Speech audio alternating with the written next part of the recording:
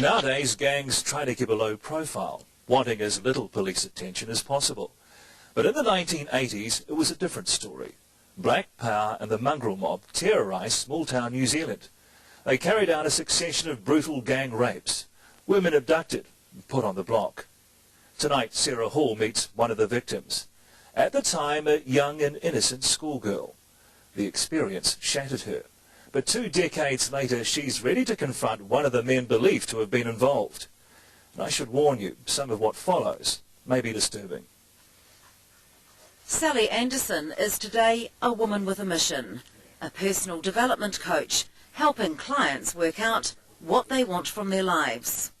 For her, it's not just a job, it's a way of life. It is a profound privilege to do what I do, to be able to give back what I've learnt, to have survived what I had. What Sally Anderson has survived is more than 20 years of low self-esteem and addiction after a life-changing meeting with this gang, the mongrel mob. It was 1982. Sally Anderson was a young teenager working at Mount Ruapehu during the school holidays. When I got my first pay packet, we decided to hitchhike into Taumarunui for the day. And back in the 80s, a lot of people hitchhiked. And it was a really fun day. We arrived in Taumarunui, shocked till we dropped. But Sally and a girlfriend made a fatal mistake that day. With money in their pockets and looking older than they were, they headed for a public bar and started drinking with the locals. Amongst the group were several mongrel mob members. What Sally didn't know is that she was being cased out, watched by the mob, who had selected her as a fresh piece of meat. Sally left the bar when her bag was stolen. Once outside, she was grabbed by mongrel mob members and thrown into a car. Sally was taken to the mongrel mob headquarters in Taumarunui. What would happen next would affect her life for the next 20 years. Sally's ordeal lasted a terrifying 10 hours, and it wasn't over yet. She was thrown onto the back of a ute and driven to the mongrel mob headquarters in Tikawiti. During the 1-hour drive, she was repeatedly raped by 5 gang members. Isaacs was never charged with Sally's rape, but has agreed to talk if it helps other victims. Do you know how many women you would have raped while you're in the gang? I can't remember how many there would have been, you know. I mean, that wouldn't have even been in my vocabulary to think of it as rape. Yeah, or even as a block, yeah. Well, our rational thinking then would have been, Seagull, you know, there's a woman on the block, so that would have been the norm, you know. So it happened a lot?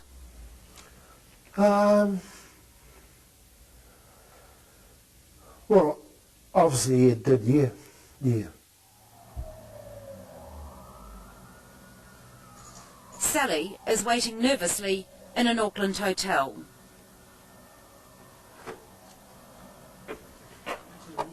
Tūhoe has agreed to meet with Sally to talk about the past. Sally, this is Tūhoe Isaacs, Sally Anderson.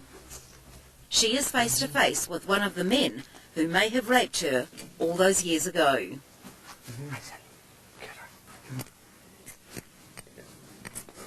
Come sit down.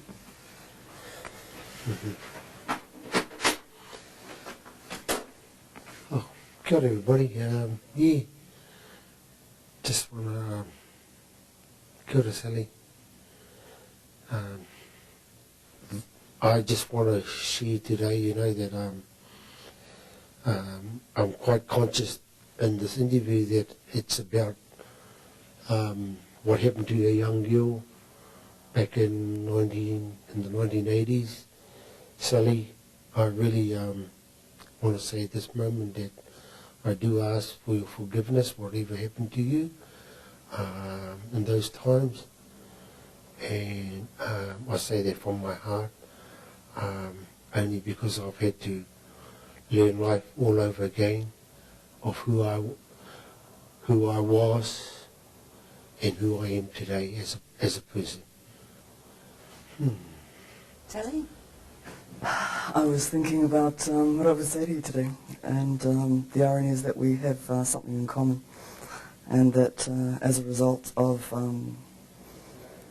what happens, I have an intimacy with my faith that I doubt whether I would ever have experienced had I not have experienced the adversity that I did. While Sally and Tūhoe have both found faith, it would be the past that would dominate their meeting. Sure. Tūhoe, can you explain to Sally the mentality in the gangs in the 1980s as it related to gang rape? You don't think, you're just doing it because that's the environment, that's the, that's how you behave, Have you ever looked back and thought about the victims? Only recently, since I've been doing my counselling program. Because here's a woman here who has spent 20 years trying to recover from that rape. 20 years of her life. So it's, for what could have been for a lot of those men a night of fun. Right. Well, I think you've got to own it yourself. You've got to own what your behaviour is. Unless you come to that place in your life to own what you've done.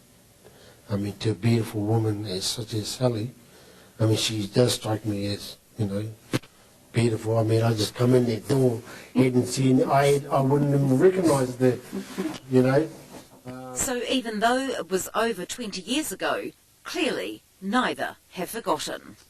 Can you explain to Tūhoe that kind of feeling the night that you were taken? She was 15, a virgin, on her first school holiday job at the mountain, and the mob grab her and abduct her into a car.